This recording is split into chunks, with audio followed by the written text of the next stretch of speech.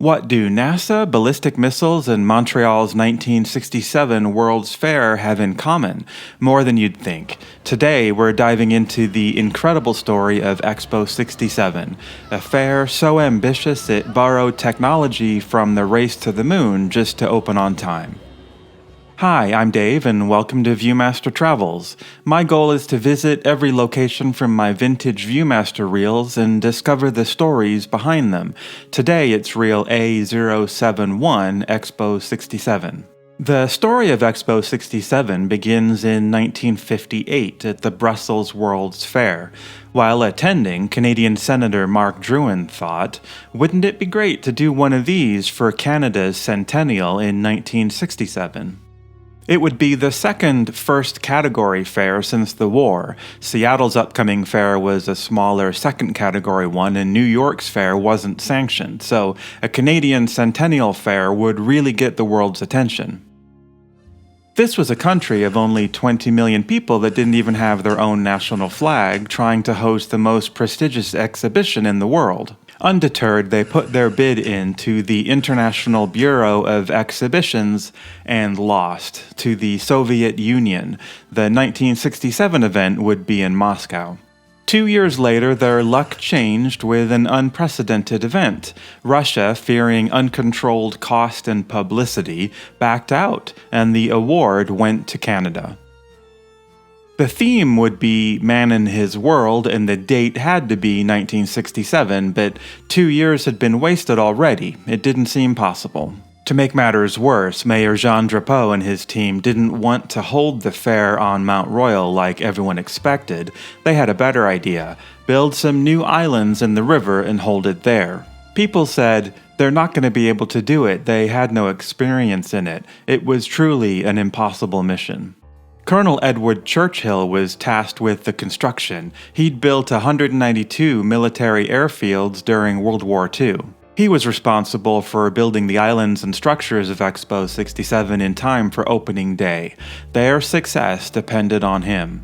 And he made a brilliant decision right away, borrowing technology from NASA's moon program. Let's take a deep dive and learn what it was. In the mid-50s, the US Navy had a problem. Their new Polaris ballistic missiles were literally too complicated to build. There were too many steps for anyone to keep track of. To solve this, they developed the Program Evaluation Research Task System, a project tracking system based on work being done at DuPont and the Rand Corporation. Every step of missile construction was drawn as a circle in a network, connected in order of precedence, do this, then that, with effort, cost, and dates associated. But the revolution was in computerizing the system. They realized that once there were more than a few hundred tasks in the diagram, the human brain just couldn't see the whole picture anymore. But the computer could. With it, they could answer questions like, could you save time by doing two things at once? What effect would a delay have? Or how much would it cost to get back on track? The Polaris missile project was completed 2 years early. And this is funny, they called the computer program Missless. NASA took what the Navy had done and made NASA PERT, written in Fortran and tailored for the space program. This system was managing America's race to the moon. And a basic version was made available to the public, known as the Critical Path Scheduling System. Churchill thought, if NASA can use this to get to the moon, maybe I can use it to build the World's Fair on time. To do this, he had to map out thousands of activities related to Expo, creating a tangled maze of related tasks. Here's an actual example I found. These are the diagrams for creating the uniforms for the ticket collectors, hostesses, and security guards. Let's take a look. Each of these hexagons is a numbered task. This number is the day the task should start. Each working day was numbered. The subsequent tasks are named, and how many days they should take is listed. Dotted lines connect seemingly unrelated tasks, so the computer knew that they were dependent on each other. The triangle on the right is the predicted date. The whole sub-project should be complete. After they drafted each diagram, they had to load the data into the computer, and this was the days of paper punch cards. Someone had to write out each bit of the diagram into a form like this, and then use a machine to punch the data into computer cards like this. The cards were carefully stacked in order and loaded into the machine. The first question they asked the computer was simple: will we finish on time? The computer thought deeply as if pondering the ultimate question and came back with no. Expo was going to be 2 years late. But don't panic, now they could see the critical path, the best way through the maze. We just can't wait to do things in the ordinary or logical sequence, Churchill said. They updated the system daily, yelled at contractors to stay on schedule, and kept the critical path diagrams front and center. And by opening day, the impossible had happened. Expo 67 was ready. Pavilion of the USA.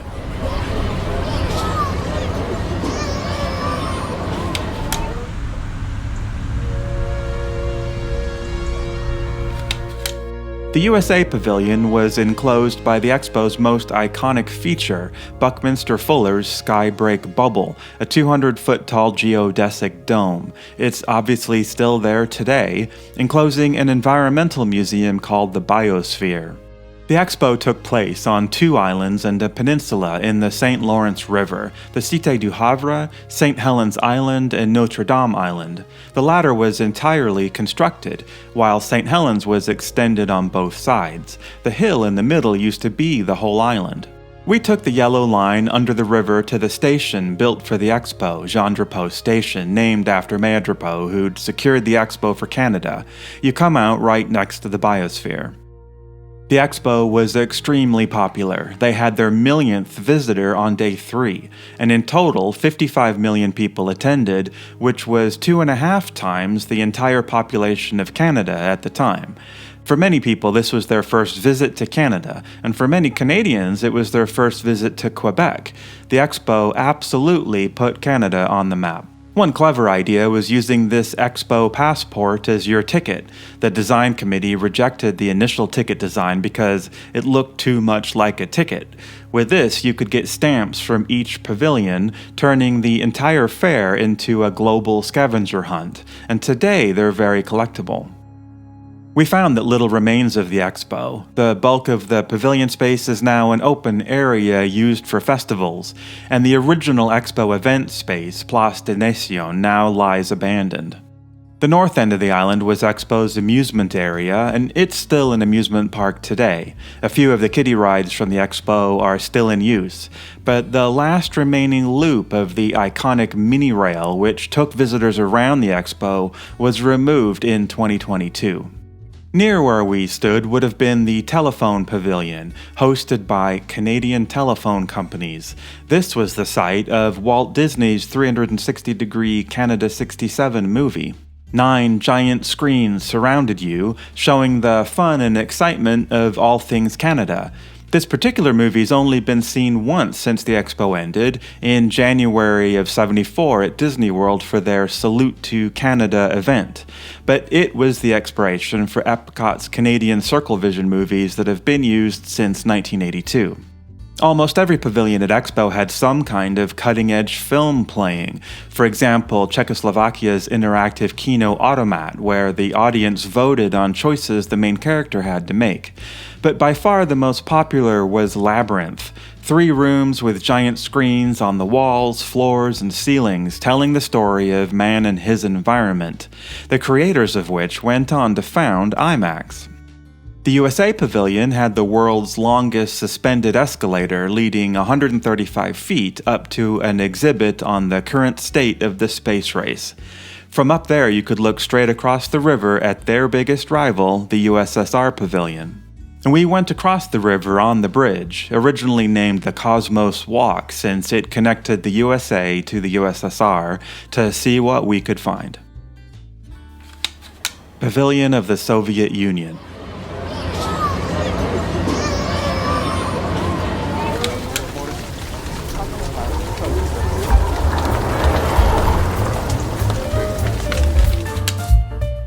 The old USSR Pavilion is now turn 10 of the Gilles Villeneuve racetrack.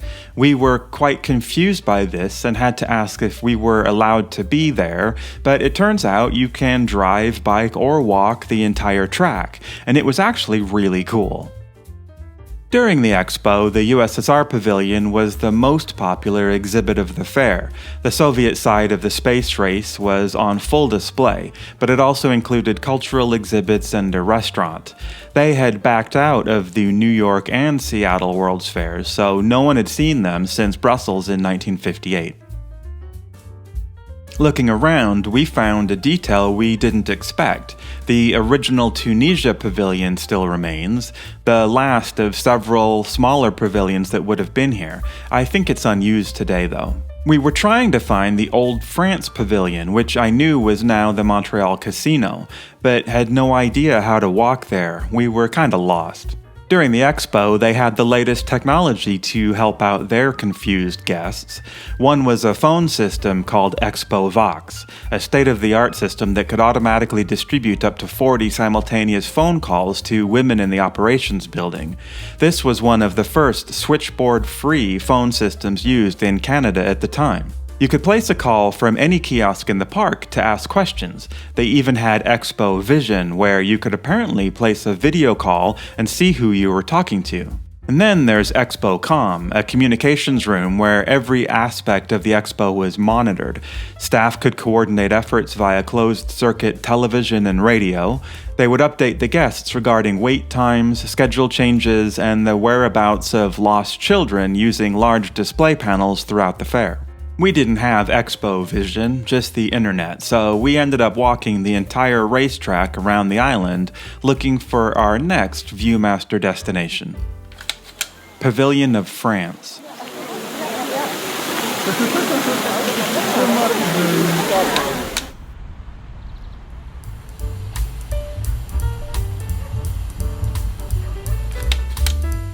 With all respect to Montreal, it doesn't really seem like they want you to walk to the casino. We saw the building many times from the track, but couldn't find a way to actually get to it. In the end, we found ourselves in this muddy parking lot and followed this sign to the front entrance. The architecture of this building is striking. I'm really glad they found a new use for it. The casino has 6 floors, and we ate lunch in the cafeteria on level 5 and then headed back out again. Across from France was the Canada Pavilion, made of multiple buildings. The northern one is still there, used as a private event space. During the expo, the southern building had a big triangle thing on top, the Katamavik, or gathering place, an inverted pyramid you could explore, full of art exhibits and dramatic viewpoints. Apparently its design was based on an ashtray.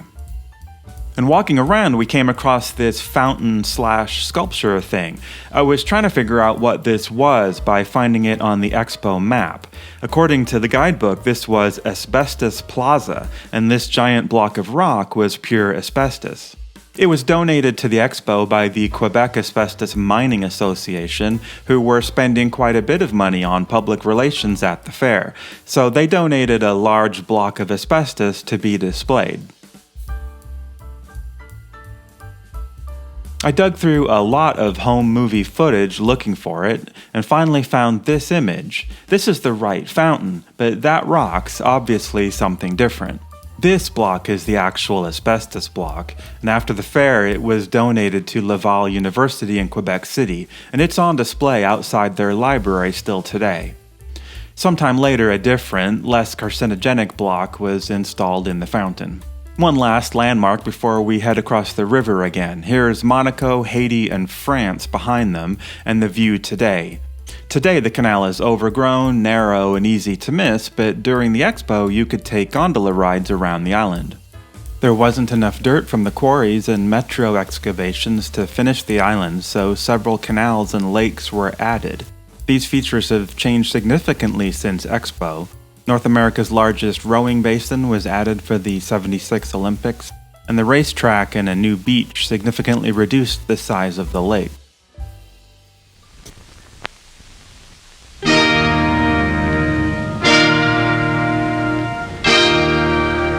Who in the world is he? Yuri Gagarin. This year, Americans can visit the Soviet Union by visiting Expo 67 at Montreal, Canada. For accommodation, write Logexpo, Expo 67, Montreal, Canada. Something I noticed all over the advertisements for the expo was Logexpo. This was an entire department that helped arrange lodging for the fair, which was done in Brussels in '58. But at Expo, it became fully computerized, a first for any World's Fair so far. According to this 1967 Computers and Automation article, Expo involved the largest computer complex ever assembled in Canada, using multiple GE 225 computers, the kind that took up an entire room. They were on prominent display in the Operations Control Center, which was sponsored by GE. There would be hundreds of thousands of visitors descending on Montreal each day for 6 months, and organizers knew there weren't enough hotel rooms in the city, so they found every available bed, from hotels, motels, dorm rooms, boarding houses, private homes, trailer parks, campgrounds, and even a few ships docked in the harbor, punched their details into cards and loaded it all into the computer. You could call or write Logexpo and someone would query the computer to find you a room.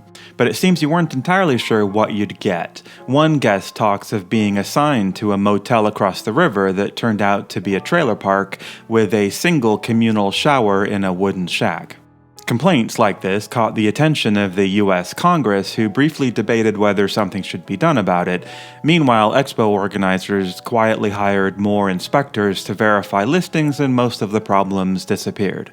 In a way, Logexpo was a 1967 prototype for Airbnb, 40 years too early and running on punch cards. Our next goal was on the Cité du Havre Peninsula. During the expo, we would have been able to ride the computer-controlled Expo Express train across the river, but that closed down in 1972, so we had to go back into town. And since we had to go back into the city, we decided to find a few of Montreal's landmarks from my Viewmaster reels that could give us a sense of the city at the time. Typical French spiral staircases.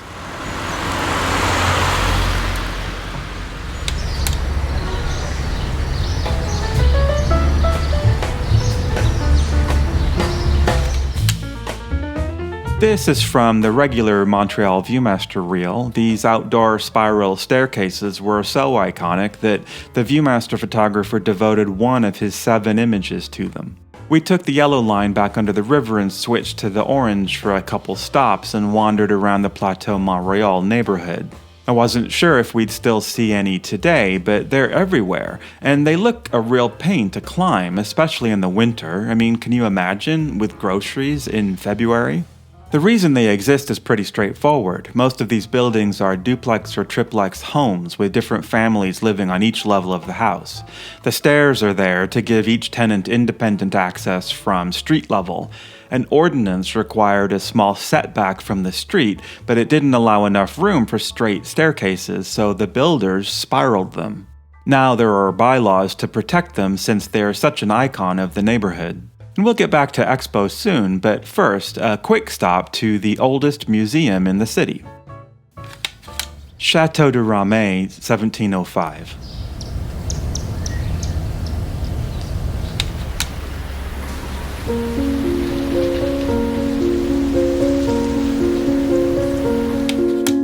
This building was originally the residence of Governor Claude de Ramezay, built in 1705, the same year the city officially took its name from the mountain behind it. It became a museum in 1894. We explored the museum, which has an eclectic collection of regional artifacts, and found this ornate mahogany room. The panels were carved by hand in 1725. They were used in a hotel in France until they were shipped to Montreal and installed in the French Pavilion at Expo 67. After the fair ended, the panels were moved here to the museum, a perfect little Expo connection we hadn't expected. And one more stop before we head back to the fair. The Sun Life Building.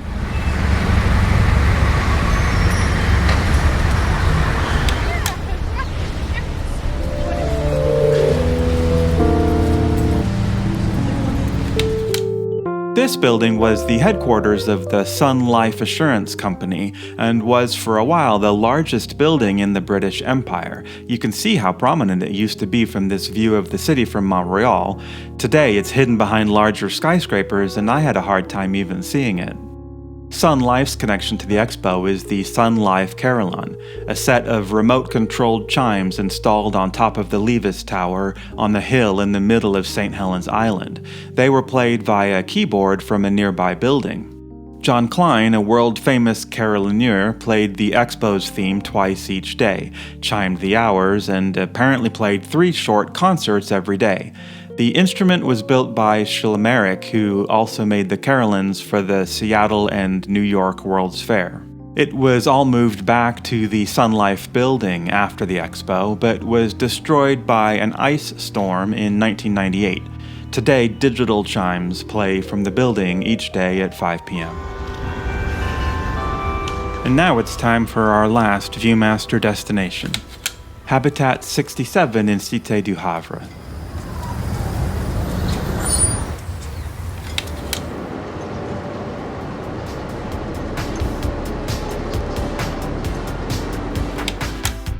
This is one of the most imposing architectural creations from the fair, but I couldn't figure out an easy way to walk to it, so I took pictures from across the harbor.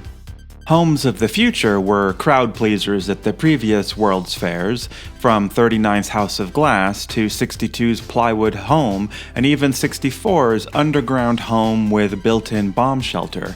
But nothing was as ambitious as Habitat 67. It was 158 individual housing units, made out of 354 modular prefabricated concrete cubes, all stacked on top of each other by crane. It wasn't actually completed for the Expo. This plan was just too ambitious. The structure was mostly finished, but only a couple sample apartments were furnished and available to tour. It was designed by Moshe Safdie, based on his master's thesis at McGill University. I think the only justification, moral justification to a world exhibition is that it is of a direct benefit to the economy, to the intellectual development of its time, and so on. He was invited by his professor to help develop the master plan for Expo 67 and was allowed to build out his extensive housing project as a major feature of the fair. A year after Expo, Habitat was transferred to the Canadian Mortgage and Housing Corporation, and they started renting out the units. However, the rent was very high. According to Safdie, who rented an apartment in his own building, they were targeting single people and corporate executives and not families. In 1982, they started the process of selling the entire peninsula off. In 1986, Habitat was finally sold to a private investor who sold it directly to the existing tenants. People still live there today, and you can too for $37.50 Canadian a month. On October 29th at 9:30 p.m., someone sent the following message over the ExpoCom system. To all users, this is Ops Control. If anyone has anything in particular to send on the ExpoCom, please advise. If not, we are saying goodbye and au revoir. Good luck and thanks for your cooperation. Toodles. And with that, Expo 67 came to an end. At the time, Expo 67 was considered a great success. Great attendance, spectacular architecture, and global participation. However, it lost so much money, I had to triple-check the numbers. When all was said and done, the fair lost $283 million, which is $2.7 billion today. An attempt was made to continue the pavilion attractions as Man and His World, a recurring summer festival, but attendance fell quickly. Some of the site was used for the 1976 Olympics, which lost $1.6 billion or $9 billion today. In that same year, the US Pavilion caught fire and remained unusable for more than 20 years. And by the 80s, the site was often used as a post-apocalyptic abandoned city backdrop for television and movies.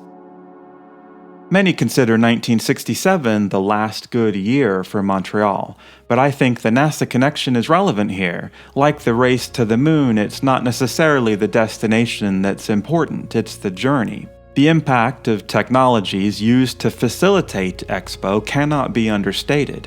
Today, computerized project tracking, centralized operations centers, and hotel reservation systems are commonplace. So common you forget there was a first time they were used.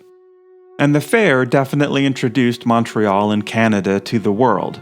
There's probably an entire generation of people today who look back fondly on their memories of a summer trip to Canada to see the Expo. And even if the fair couldn't pay for itself, its ideas paid dividends for decades. And that's it for this episode. Thanks for watching.